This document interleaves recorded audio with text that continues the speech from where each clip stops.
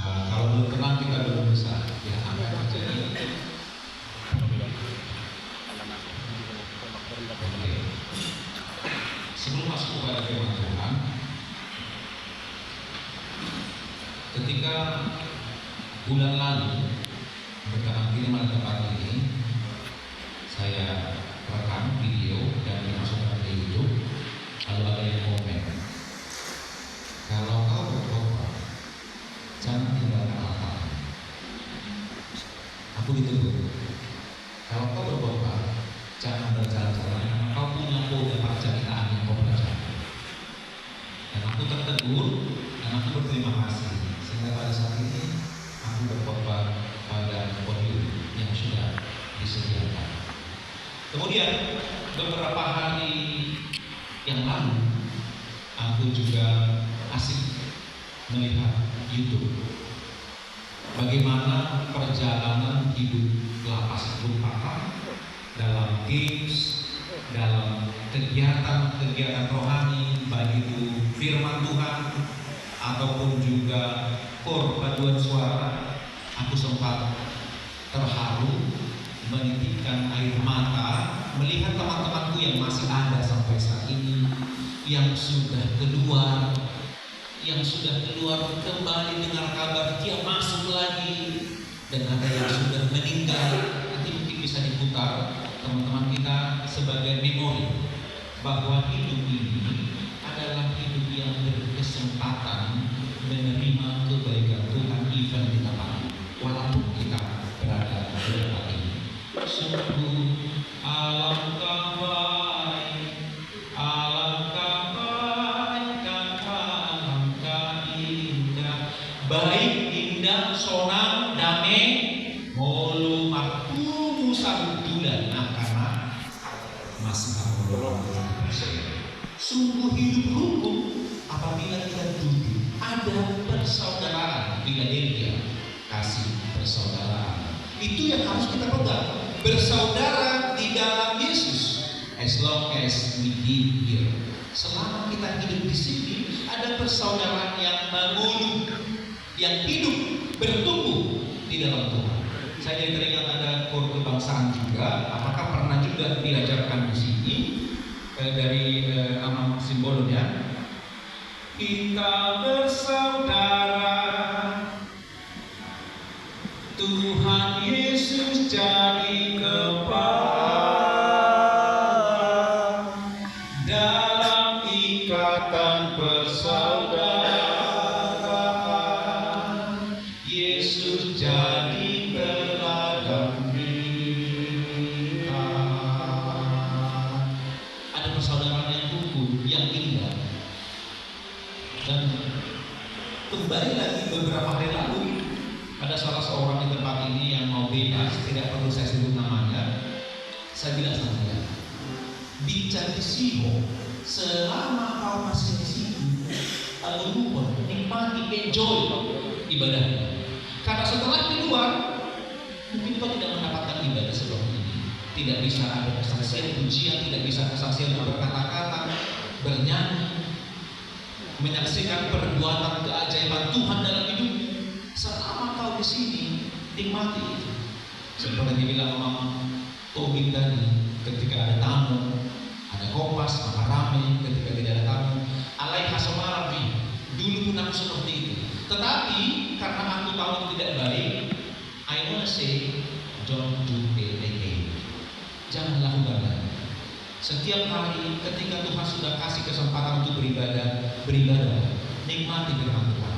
Tak saya dinoto firman Tuhan yang kau dengarkan setiap hari itu masuk dan bertumbuh, berbuah dalam kehidupan. Amin. Firman Tuhan pada saat ini yang menjadi renungan singkat untuk kita dari harian Al-Fatihah KBP, Yakobus 5 ayat 13. Yakobus 5 ayatnya yang ke-13. Kita membaca secara bersama-sama Yakobus pasal 5 ayat 13. Demikian firman Tuhan. Kalau ada seorang di antara kamu yang menderita, baiklah ia berdoa. Kalau ada seorang yang bergembira, baiklah ia bernyanyi. Adilik sekala ibas kam menenami kini seran artotola ia mandibata adilit si termeriah ukur rendehlah ia muji dibata mulu adong tito atau kakuna natu mau nampor suluk martanian megana mulu adong namparlas memboka marin tema gibana. Kalau ada seorang di antara kamu yang menderita, baiklah ia berdoa. Kalau ada seorang yang bergembira, baiklah ia menyanyi. Demikian pembacaan firman Tuhan. Saudara-saudara yang terkasih dalam nama Tuhan Yesus Kristus, setiap orang punya keinginan untuk hidupnya bahagia. Bagaimanapun ukuran bahagianya, setiap kita memiliki kerinduan sihon roha lah mantap kebahagiaan hasona. Sebaliknya, tidak seorang pun di antara kita yang menginginkan hidup kita tidak dasar penderitaan. Tidak seorang pun di antara kita yang mau jika ada alternatif pilihan. Kau pilih mana? Kebahagiaan, kegembiraan, atau penderitaan? Maka jawab kita adalah hasona, kegembiraan, kebahagiaan, sukacita, nampe selalu mendoakan, lomor rohana, dongana bahagia tidak menderita. Sehingga ada patokan istilah mendok asal kau bahagia, walaupun aku bersedia lah, biar aku menderita. Ku tahu tape di kejaran, ku tahu tape lalu misol, asalnya las roham. Aku siap untuk menderita karena perbuatanku atau menderita karena perbuatan orang terhadapku. Karena kenyataannya memang jika disurvei ada banyak orang yang menyatakan bukan aku tetapi dia yang memasukkan aku, bukan perlakuanku tapi aku korban dari kejahatan mereka, bukan karena aku tetapi orang lain yang memasukkan mengikuti aku.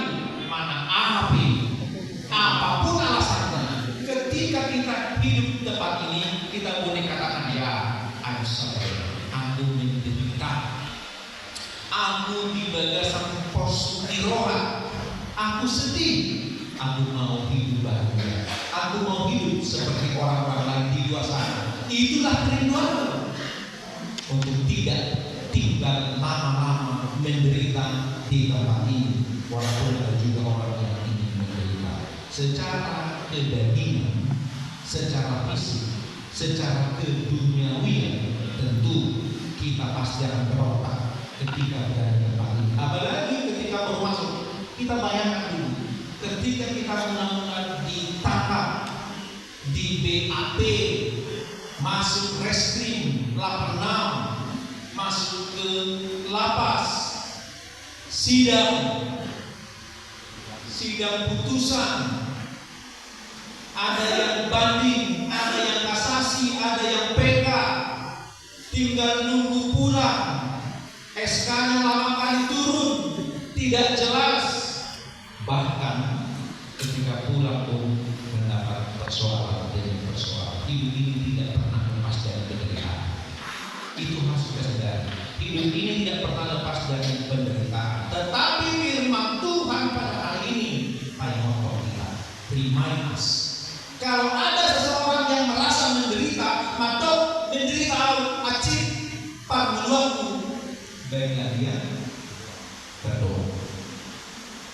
Ketika ada di antara kita yang merasa menderita, baiklah kita berdoa. Matanya mardoati, berdoa kepada Tuhan. Artinya tidak ada pilihan lain. Kalau aku menderita, apakah boleh aku seperti tidak? Kalau kau menderita, maka kau harus berdoa. Itu satu-satunya kunci. Tetapi ingat, kalau kita dalam penderitaan kita berdoa, tidak semua kamar menjadi jalan terbuka. Kalau kita menderita kita berdoa maka semua selesai masalahnya, tidak. Kalau kita berdoa maka penderitaan kita diangkat oleh Tuhan, tidak. Tetapi di dalam setania ada Tuhan. Dalam doa ada kekuatan, dalam doa ada jawaban, dalam doa ada pengharapan, dalam doa ada pemulihan. Ini doa kot di mulut. Walaupun aku menderita tempat ini, jauh dari keluarga, anak istri, hilang pekerjaan, hilang jabatan,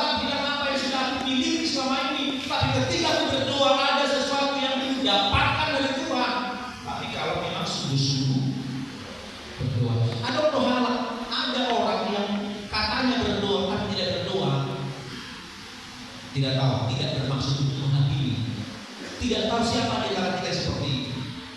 Ada orang yang katanya berdoa, tapi hanya berpura-pura berdoa. Dan Tuhan jauh lebih mengetahui apakah kita sungguh-sungguh berdoa atau hanya berpura-pura berdoa. Doa itu tidak menyelesaikan persoalan, tapi doa itu menguatkan kita menghadapi banyak persoalan. Karena dalam doa ada kekuatan. Karena kekuatan doa, maka kami Kompas bisa mendahului teman-teman untuk lulus dari asrama ini, dari perguruan ini, dari persekutuan yang indah ini. Para jodoh kami duluan, dan kami menunggu kepulangan saudara sebagai kekasih dari Yesus Kristus. Karena kekuatan doa kami bertahan dan kami keluar. Dan kita harus sadar, ketika di luar pun banyak penderitaan. Ketika di luar ada banyak kesusahan. Ketika di luar ada banyak hal-hal yang tidak mengenakan kita. Maka selama penderitaan hidup ada dalam hidup kita, selama itu pun kita harus berdoa. Di bagasan lapason, mana di dulu ini lapason, ikon di bagasan, pasti kohok. Di dalam atau di luar kita harus terus berdoa kepada Tuhan. Senada dengan itu firman Tuhan juga berkata, jika kamu gembira, baiklah bernyanyi. Tadi kalau berita, baiklah berdoa. Kalau bergembira, baiklah bernyanyi. Jika kamu ingin berbahagia, bernyanyilah. Jika kamu sudah berbahagia, bernyanyilah. Bernyanyi tidak orang, tidak hanya sekedar supaya teknik vokal yang bagus. Aku tidak bisa bernyanyi. Bagaimana aku bisa menyatakan firman Tuhan? Aku tidak mampu bernyanyi. Tidak. Bernyanyi adalah mengucap syukur kepada Tuhan. Ada orang yang ketika menderita, Tuhan tolong aku Tuhan. Ya benar, dia berdoa. Tapi ketika dia sudah mendapat kesenangan, lupa pada Tuhan, lupa daratan, lupa teman. Udah dapat transfer, udah dapat balajo, udah dapat sambal, udah dapat kunjungan. Cuma tapi yang tertulis dilupakan. Jangan sampai lupa daratan ketika kita sudah berbahagia, mendapat kebahagiaan, mendapat kegembiraan. Tapi pujilah Tuhan, bernyanyilah, bersyukur kepada Tuhan. Karena dengan itu kita mampu menyatakan bahwa aku adalah milik Tuhan. Tentu ada yang mengatakan, bagaimana mungkin Pak Pendeta? Bagaimana mungkin aku bisa berbahagia di tempat yang gelap ini? Bagaimana mungkin aku bisa bersenang-senang ketika aku mendapat penderitaan? Bisa saja mulutku tertawa, tetapi hatiku menangis. Ya benar. Tetapi firman Tuhan tidak boleh ditawa-tawa. Firman Tuhan iya dan amin. Kalau kau menderita berdua, kalau kau bahagia bernyanyi, bersyukur, memuji, memuliakan nama Tuhan. Titik. Tanpa langsung. Bukan berarti kalau kau berbahagia maka kau sumbangan. Tidak harus seperti itu. Dan itu Pak. Tapi biarlah apa yang kau lakukan memuji kemuliaan Tuhan, itu menyatakan bahwa aku hidup bahagia. Siapakah di antara kita sekarang yang sedang bahagia? Siapakah di antara kita yang sedang menderita? Jangan menunggu saya. Satu pertanyaan tidak dijawab. Di antara kita yang sedang menderita, 1, 2, 3, 4. Yang sedang berbahagia, 1, 2, 3. Artinya di tempat ini ada orang yang menderita. Ada orang yang berbahagia, maka kita semua layak untuk berdoa dan bernyanyi memuliakan Tuhan. Iya, dia hanya sejauh doa. Dia hanya sejauh doa. Crosby, seorang berkebangsaan Amerika, lahir 24 Maret 1820, adalah seorang pencipta musik rohani dan sampai sekarang lagunya masih diperdengarkan. Dia sejak lahirnya sudah memiliki infeksi mata, dan ketika ada salah penanganan oleh para medis, sehingga akhirnya dia buta sejak kecilnya. Beberapa bulan kemudian ayahnya meninggal dunia, maka dia tinggal bersama ibunya, seorang janda yang masih muda, yang bekerja untuk mencuci pakaian sebagai mungkin zaman sekarang adalah pembantu rumah tangga, asisten rumah tangga. Dia bekerja dan sesekali dititipkan dititipkan kepada neneknya. Karena bimbingan neneknya lah dia mengerti Alkitab, dia mengerti Tuhan, siapa Tuhan dan bagaimana dia hidup. Dia mulai menulis lagi diri dalam kesaksiannya. Dia menyatakan bahwa biarlah aku buta sampai aku mati. Biarlah aku buta sampai aku mati karena aku mau pertama kali aku membuka mataku yang mulia adalah Yesus Kristus. Dia percaya dia mati dan bangkit masuk dalam surga, dan yang pertama dia adalah Yesus Kristus. Dia tidak mempersoalkan itu, sehingga dia menyatakan dalam lirik lagunya, "This is my story, this is my song." Dalam cerita hidupnya, penderitaan, yang yatim, buta, miskin, dia mampu menceritakan, berbahagia, memuji, memuliakan Tuhan, tidak menyerah, tidak putus asa. Aku bernyanyi bahagia, memuji Yesus selamanya. Aku bernyanyi bahagia, memuji Yesus selamanya. Buta tidak menghalangi dia memuji. Kebutaan tidak menghalangi dia bersyukur. Lapas tidak menjadi penghalang untuk kita datang bersekutu kepada Tuhan. Dinding tembok ini tidak menjadi hambatan untuk kita berserah kepada Tuhan. Firman Tuhan ini menghidupkan saudara-saudara. Firman Tuhan ini tidak sekedar kata-kata doang. Dengarlah. Berbahagialah orang yang mendengarkan firman Tuhan, yang menaruh harapan kepada Tuhan, maka dia akan bertumbuh berbuah di dalam Tuhan. Jangan asal mendengar firman Tuhan, karena Tuhan jauh lebih tahu apa yang kita rasakan, apa yang kita pikirkan saat ini. Muka boleh melihat berkhotbah, tapi hati jauh dari berkhotbah. Biar Tuhan yang melihat hati kita. Oleh karena itu, saudara-saudara terkasih, aku tidak tahu seberapa besar penderitaan kita, tidak tahu seberapa berat apa yang kita alami saat ini, tidak tahu sebagaimana berat persoalan yang menimpa, beban penderitaan yang ada pada kita, tidak tahu sebahagia apa kita saat ini, tapi Tuhan tahu.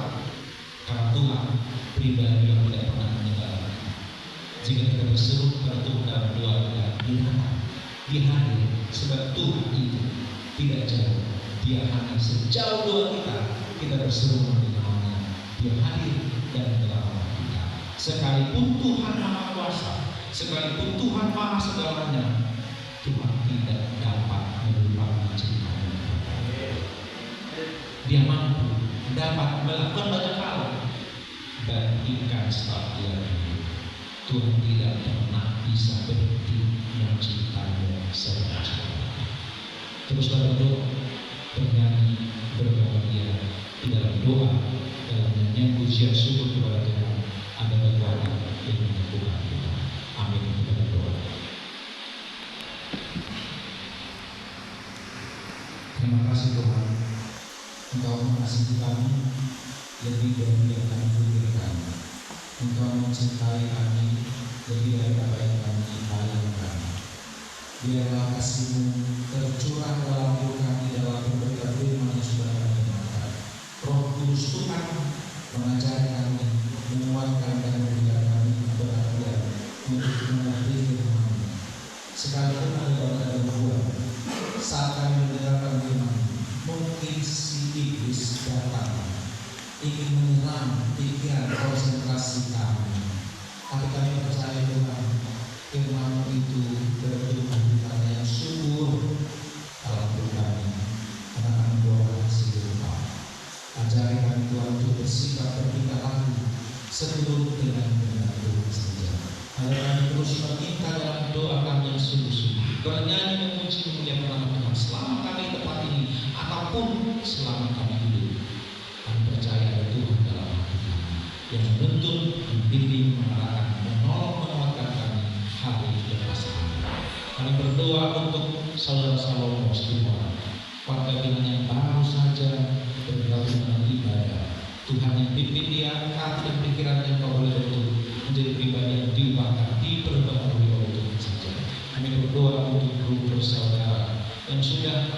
mendatangkan imannya kepada Tuhan. Bisa saja iman ini goyah. Kami mohon pertolongan Tuhan agar Engkau yang berkati grup bersaudara dalam imannya tetap tertuju hanya kepada Tuhan Yesus Kristus. Kami berdoa untuk iman diri dan semua orang yang bersaksi bahwa Kau Tuhan yang baik. Biarlah kebaikan kami rasakan terus menerus apa yang kami kerjakan berbuah manis menjadi berkat bagi Bapak Allah. Berkati lapas ini, berkati warga binaan yang sudah memberikan kasihnya. Biar Tuhan yang menambahkan berkat sukacita kepada kami semuanya. Kami akan memberikan persembahan. Tuhan kiranya yang berkati persembahan itu menjadi berkat pemberian puji-pujian hormat dari nama yang kudus. Dalam nama Yesus kami berdoa. Amin. Kita akan memberikan persembahan kepada Tuhan kita dengan sejauh doa.